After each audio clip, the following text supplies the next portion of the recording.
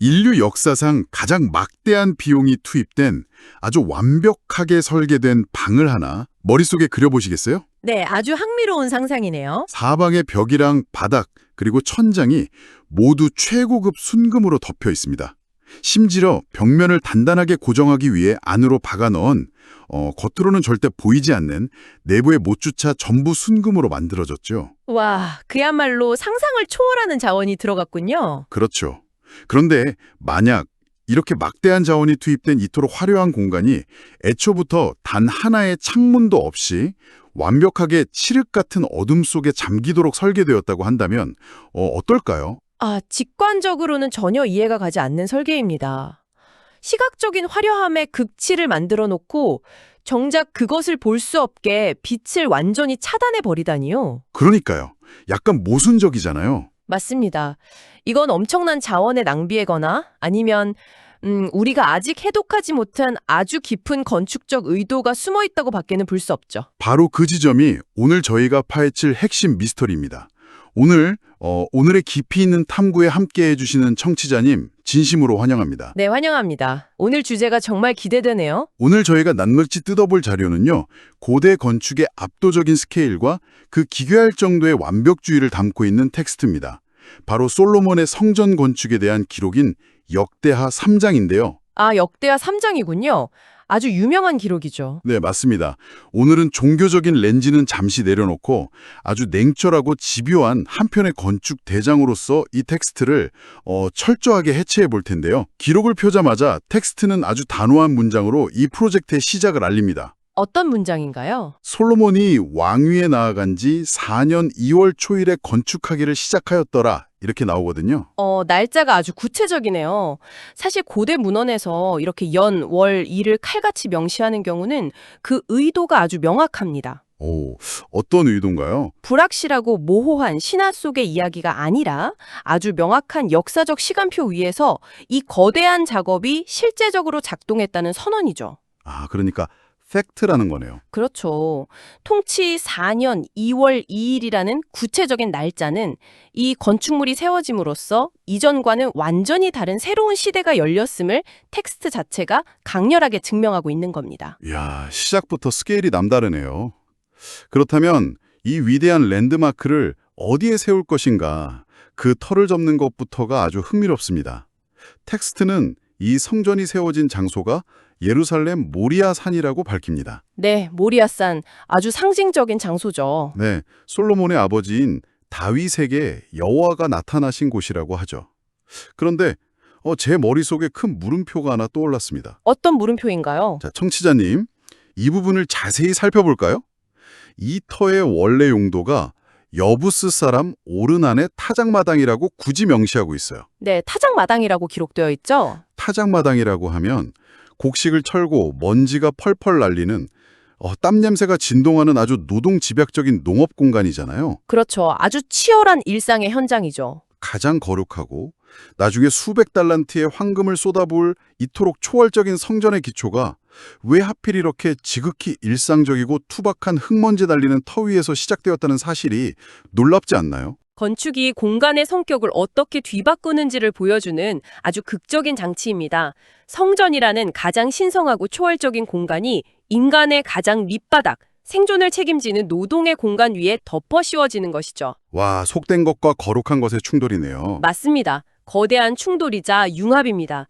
게다가 이 장소는 아버지가 지정한 터전이거든요. 다윗이 정한 곳이죠. 네, 다윗이 정한 타작마당이라는 실용적 기반 위에 아들인 솔로몬이 가장 이상적이고 화려한 비전을 실물을 세워 올리는 세대 간의 역사적 연결고리를 보여주는 겁니다. 텍스트가 굳이 타작마당이라는 단어를 통해서 그걸 시각화하고 있는 거죠. 흙먼지 날리던 과거의 노동 공간이 눈부신 황금의 미래로 덮이는 셈이네요. 청취자님, 정말 한편의 영화 같지 않습니까? 아주 시각적인 대비가 훌륭하죠. 텍스트에 따르면 이 터의 기본 크기는 옛날 재는 법을 기준으로 길이가 60규빗, 너비가 20규빗입니다. 자, 이렇게 바닥에 윤곽이 잡혔으니 이제 건물을 위로 쌓아 올려야 하는데요. 네, 이제 본격적으로 올라갑니다. 이 투박하고 평면적인 터전의 기원과는 달리 그 위에 세워지는 건축물의 스케일은 완전히 상식을 파괴합니다. 스케일이 어느 정도길래요? 여기서 정말 흥미로운 점은요. 성전 입구 쪽에 있는 낭실, 그러니까 현관 구조물을 보면 너비가 성전 너비와 똑같이 20규빗이에요. 네, 너비는 동일하게 같군요. 그런데 높이가 무려 120규빗이라고 나옵니다. 잠깐만요. 너비가 20인데 높이가 120이면 비율이 1대 6이잖아요. 아, 1대 6. 수직으로 엄청나게 치솟은 거네요. 청취자 여러분, 일반적인 너비가 20규빗인데 높이가 120규빗이라면 엄청나게 솟아오른 고층 타워를 상상해 보셔야 합니다.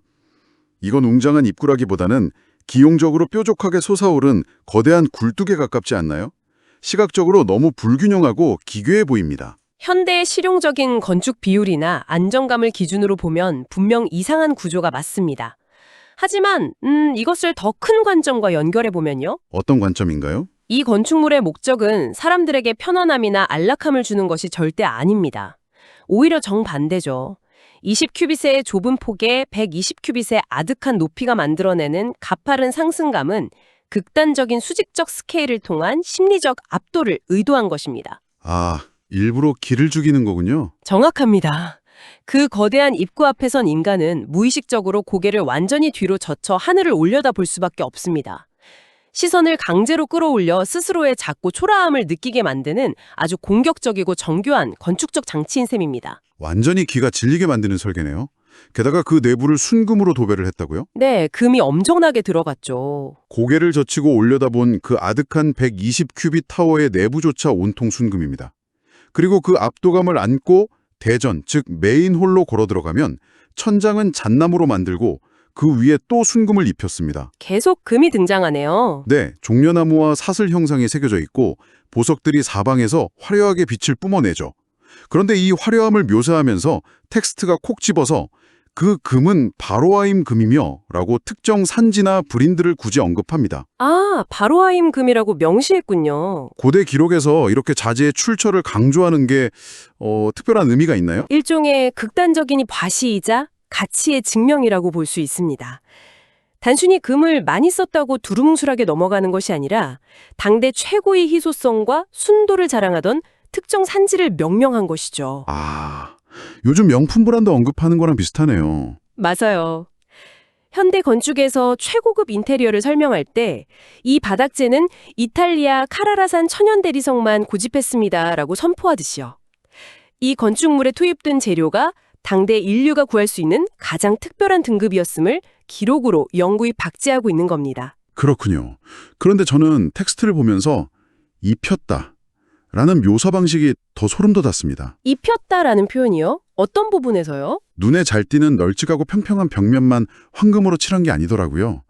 금으로 전과 그 들보와 문지방과 벽과 문짝에 입히고 벽에 그룹들을 아로새겼더라 라고 되어 있습니다. 아, 눈에 뜨지 않는 곳까지요? 네. 지붕에 하중을 받치느라 가려져 있는 들보, 그리고 사람들이 매일 흙발로 밟고 지나가는 발밑의 문지방, 심지어 여닫는 문짝까지 사방팔방에 바르와 임금을 들이부었습니다. 그 지점이 바로 이 기록이 보여지는 무서운 완벽주의의 시작입니다. 인간의 시선을 의식한 가벼운 장식이라면 굳이 문지방이나 들보 같은 구조적 접합부까지 금을 입힐 이유가 전혀 없죠. 그러니까요. 낭비 아닌가요? 경제적인 관점에서는 그렇죠. 하지만 이 텍스트는 눈에 보이는 곳과 보이지 않는 곳의 위계를 나누지 않습니다. 공간 전체가 하나의 완벽한 덩어리로서 가치를 지녀야 한다는 비용 효율성 따위는 완전히 무시해버린 극단적인 헌신을 보여주는 겁니다. 와, 비용 효율성을 무시한 극단적인 헌신. 멋진 표현이네요. 그런데 이 완벽주의가 메인홀을 지나서 성전의 가장 깊숙하고 내밀한 핵심 공간인 지성소로 들어가면 거의 광기에 가깝게 변합니다. 네, 지성소는 성전의 심장 같은 곳이죠. 텍스트에 묘사된 지성소는 길이 20규빗, 너비 20규빗, 가로, 세로가 완벽하게 똑같은 정사각형 공간입니다. 그런데 청취자님, 이 작은 방에 들어간 금의 양이 무려 정금 600달란트라고 기록되어 있습니다. 600달란트라니 정말 어마어마한 양이네요. 그리고 여기서 제 머릿속을 완전히 하얗게 만든 구절이 하나 등장하죠. 바로 금못입니다. 아, 못이 등장하는군요. 네, 못 중수가 50금세계이요. 다락들도 금으로 입혔더라 이렇게 나오거든요. 아니 그럼 이 모든 게 무슨 의미일까요? 지성소는 평소에 아무나 들어갈 수 없는 은밀한 곳인데 여기에 600달란트의 금을 쏟아붓고 심지어 못 하나조차 50세겔의 금으로 만들었다고 기록하고 있어요. 네, 아주 흥미로운 디테일이죠. 요즘으로 치면 아무도 열어보지 않은 최고급 금고의 내부 나사모까지 24K 순금으로 만들어서 박은 거잖아요. 대체 왜 이렇게 눈에 보이지 않는 부속품에까지 집착하는 겁니까? 경제학적 관점이나 일반적인 건축의 상식으로는 절대 해석할 수 없는 대목이죠. 못이라는 부속품은 그 자체로 기능을 다하면 시야에서 사라지고 감춰집니다. 아, 벽판 안으로 숨어버리니까요. 그렇죠. 그 숨겨진 요소마저 금으로 통일했다는 것은 이 공간이 외부의 시선을 위해 지어진 것이 아니라는 강력한 선언입니다. 외부의 시선을 위한 게 아니다. 네, 실용성을 완전히 초월하여 공간 자체의 절대적인 순수성에 도달하려는 집착입니다. 심지어 메인 공간도 아닌 부속 공간인 다락들마저 예외 없이 금으로 덮었다는 점을 보면 이 완벽함에 단 한 치의 타협이나 빈틈도 허용하지 않겠다는 철저한 의지가 스며들어 있는 거죠. 단 한 치의 빈틈도 허락하지 않는다. 정말 그 의지는 지성소 안에 서 있는 두 개의 신비로운 형상 묘사에서도 여실히 드러나더라고요. 네, 두 천사의 형상 말씀이시죠? 맞습니다. 정금 600달란트로 덮인 이 완벽한 정사각형 공간 안에 있는 두 명의 그룹, 즉 천사의 형상입니다. 이 두 천사 역시 당연히 금으로 입혀져 있는데요. 텍스트가 이들의 날개 길이를 설명하는 방식이 아주 기가 막힙니다. 여기서 주목할 만한 흥미로운 점이 있죠? 네, 두 천사의 날개가 각각 5규빗씩, 총 4개인데 이걸 다 합치면 정확히 20규빗이 됩니다. 좌측 천사의 한쪽 날개 끝이 벽에 닿고 반대쪽 날개는 우측 천사의 날개와 닿고 우측 천사의 남은 날개는 다시 반대쪽 벽에 닿습니다. 완벽하게 이어지네요. 맞아요. 방의 너비 20규빗과 천사들의 날개 총합 20규빗이 소름 돋게 일치해요. 한쪽 벽, 날개, 다른 날개, 다른 날개, 반대쪽 벽 이렇게 꽉 채운 겁니다. 이 수치적 일치는 단순한 공간의 활용이 아닙니다. 철저하게 계산된 기하학적 대칭성이죠. 한쪽 벽에서 시작된 날개가 중앙에서 맞닿고 다시 반대쪽 벽면에서 정확하게 끝나는 이 구조는 이 신성한 지성소 내부에는 어떠한 영적인 틈이나 물리적인 공백도 존재하지 않는다는 것을 보여줍니다. 물리적인 공백이 없다. 네, 완벽하게 차단되고 밀폐된 보호의 상징성입니다. 게다가 텍스트는 이 천사들의 시선 처리까지 놓치지 않아요. 그 얼굴을 외소, 즉 대전으로 향하고 서 있었다고 하죠. 서로를 마주보거나 벽을 보는 게 아니라 밖에서 들어오는 입구 쪽을 정면으로 빤히 쳐다보고 서 있다는 거군요. 그렇습니다. 등 뒤로는 완벽한 20규빗의 황금 장벽을 치고 시선은 외부 침입자를 향해 정면으로 꽂혀 있는 겁니다. 와, 무섭네요. 마치 이 절대적인 순수성을 지키기 위해 무장한 두 명의 거대한 금빛 문지기 혹은 수호자로서의 심리적 압박감을 극대화하는 배치라고 할 수 있죠. 상상만 해도 숨이 촉 막힙니다. 청취자님, 120규빗의 거대한 현관에서 이미 압도당한 사람이 50세겔짜리 황금 못이 박힌 복도를 주나 지성소 앞까지 왔는데 거대한 황금천사 둘이 날개로 방을 꽉 채운 채 나를 정면으로 응시하고 있는 거잖아요. 정말 심리적으로 압도되는 동선입니다. 자, 이렇게 내부는 인간의 접근을 거부할 만큼 완벽한 공포와 경외심의 공간입니다. 하지만 이 지성소는 철저히 감춰진 공간이죠.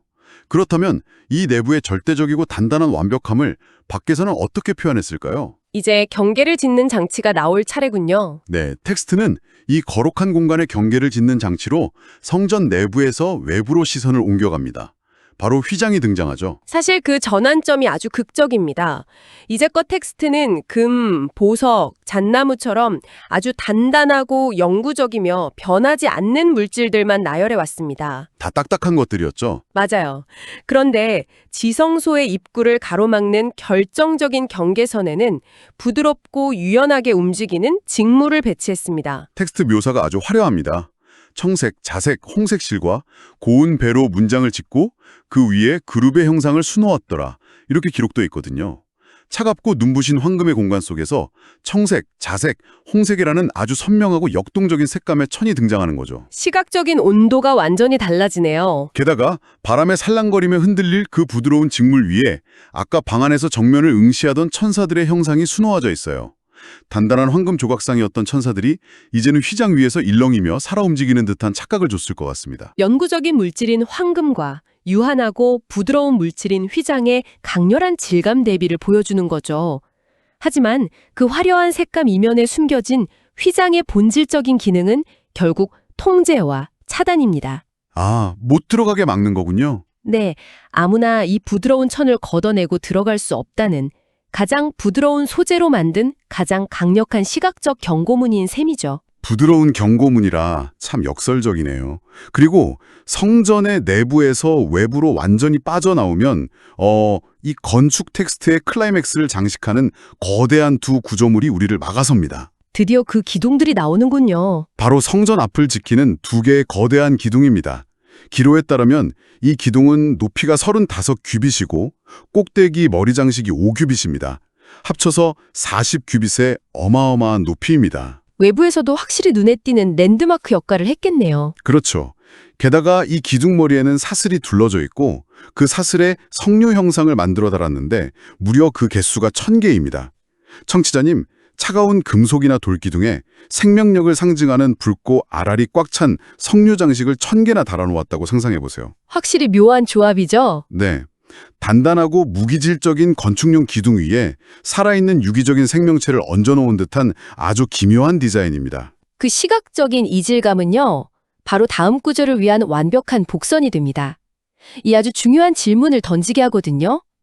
이 두 기둥에 대한 텍스트의 마지막 묘사는 건축 기록이라는 장르를 완전히 파괴해버립니다. 어떻게 파괴하죠? 우편 것은 야긴이라 칭하고 좌편 것은 보아스라 칭하였더라. 이렇게 끝나거든요. 잠깐만요. 기둥에 이름을 붙였다고요? 야긴과 보아스? 청취자님, 우리가 보통 애착에 가는 자동차에 별명을 붙이거나 배의 진수식에서 배 이름을 짓는 건 흔히 보는 일이죠. 하지만 지붕 하중을 떠받치는 건물 부자재인 기둥에 고유명사를 부여한다고요? 일반적인 건축에서는 찾아볼 수 없는 일이죠. 보통은 그냥 우측 1번 기둥, 아니면 좌측 A열 기둥, 이렇게 번호나 방향으로 부르지 않습니까? 대체 왜 기둥에 이름표를 달아준 걸까요? 바로 그것이 이 텍스트가 건축물을 대하는 궁극적인 태도를 보여줍니다. 건축 자재를 단순한 물질로 취급하지 않고 완벽하게 인격화한 것입니다. 인격화요? 건물의 일부가 아니라요? 네, 야긴과 보아스라는 이름은 이 기둥들이 건물의 무게를 견디는 수동적인 구조물이 아니라 성전 입구를 굳건하게 호위하는 두 명의 거대한 독립적 존재, 즉 살아있는 파수꾼임을 선언하는 겁니다. 아, 마치 생명력이 있는 존재처럼 대우받고 있네요. 그렇습니다. 텍스트는 이 건축물이 단순히 돌과 나무와 금의 결합이 아니라 그 자체로 생명력을 품고 호흡하는 유기체라는 사실을 두 기둥의 이름을 통해 마지막으로 각인시키는 것이죠. 우와, 차가운 도면인 줄 알았는데 읽을수록 거대한 생명체의 뱃속을 탐험한 기분이네요. 오늘의 깊이 있는 탐구에서 다룬 여정을 되돌아보면 정말 숨이 가쁩니다. 텍스트 하나하나가 주는 밀도가 엄청났죠. 먼지가 날리던 일상적인 타작마당에서 시작된 이 건축 프로젝트는 어느새 1대6의 귀괴한 비율로 120규빗이나 솟아오른 황금빛 굴뚝타워로 우리를 압도했습니다. 그뿐만이 아니죠. 최고급 바르와임 금의 과시, 그리고 눈에 보이지 않는 50세겔짜리 금못과 다락에까지 금을 입혔던 소름 돋는 완벽주의를 잊을 수 없습니다. 맞습니다. 20규빗의 공간을 단 1인치의 오차도 없이 꽉 채운 채 밖을 노려보던 두 명의 황금 천사들, 단단한 황금과 대비되던 부드러운 청색, 자색, 홍색의 휘장, 그리고 성류 100개를 머리에 이고 자신의 고유한 이름을 가진 채 우뚝 서 있던 두 기둥, 야긴과 보아스까지. 네, 정말 머릿속에 생생하게 그려지네요. 청취자님, 내일 아침 출근길이나 일상 속에서 거대한 랜드마크나 기념비적인 건축물을 스쳐 지나가게 되신다면 오늘 우리가 해체해본 이 수천 년 전 솔로몬 성전의 집요할이 많지 디테일한 수치와 보이지 않는 금못 하나에까지 정성을 쏟은 이 기록을 꼭 한번 떠올려 보시길 바랍니다. 네, 일상에서 만나는 건축물들이 다르게 보이실 겁니다. 과연 저 현대의 콘크리트 벽 속에는 어떤 의도와 보이지 않는 완벽주의가 숨어 있을지 말이죠. 마지막으로 오늘 이 텍스트의 여운을 혼자만의 시간 속에서 곱씹어 볼 수 있는 상상력의 화두를 하나 던져드리고 싶습니다. 어떤 화두인가요? 오늘 저희는 온통 정금 600달란트로 뒤덮이고 50세겔짜리 금못이 박힌 지성소를 탐험했습니다. 그런데 오늘 기록을 보면 벽, 바닥, 천장, 심지어 못까지 온통 순금으로 뒤덮인 길이 20규빗, 너비 20규빗의 지성소를 보셨지만 이 내밀한 공간의 묘사에는 창문에 대한 언급이 단 한 줄도 존재하지 않습니다. 그러고 보니 창문이 없네요. 즉, 이 막대한 가치의 황금방은 누군가 불을 들고 들어가지 않는 이상 완벽하게 밀폐된 칠흑 같은 어둠 속에 잠겨 있다는 뜻입니다. 와, 칠흑 같은 어둠의 황금방이요. 청취자님, 만약 그 짙은 어둠의 방 한가운데서 누군가 단 하나의 작은 촛불이나 빛을 켠다면 어떻게 될까요? 그 미세하고 연약한 빛 하나가 사방의 순금벽과 벽에서 벽으로 끝없이 이어지는 두 천사의 거대한 금빛 날개에 부딪히고 무한히 반사되면서 만들어낼 그 시각적인 폭발력, 온 공간이 금빛으로 일렁이는 그 경이로운 광경은 과연 어땠을까요? 와, 진짜 창문 없는 어둠 속에서 단 하나의 빛이 만들어내는 무한한 황금의 반사라니 온몸에 소름이 돋습니다. 상상하는 것만으로도 그 압도적인 공간 한가운데 서 있는 기분이 드네요. 다음에 어두운 실내 공간이나 고요한 장소에 들어가실 때 온통 금빛으로 일렁이던 그 시각적 압조감을 한번 상상해 보시기 바랍니다. 정말 잊지 못할 이미지가 될 것 같네요. 오늘 밤 아주 고요하고 어두운 방에 누우신다면 여러분도 이 황금의 지성소 안에서 끝없이 일렁이던 그 빛의 향연을 머릿속으로 꼭 한번 그려보시길 바랍니다. 네, 아주 특별한 경험이 될 겁니다. 오늘 저희와 함께 이 고대 건축의 경이로운 스케일과 완벽주의를 탐험해 주신 청취자님, 진심으로 감사드립니다. 다음 시간에도 여러분의 뇌리를 강타할 더 깊고 매혹적인 지식의 세계로 다시 안내해 드리겠습니다. 지금까지 오늘의 깊이 있는 탐구였습니다.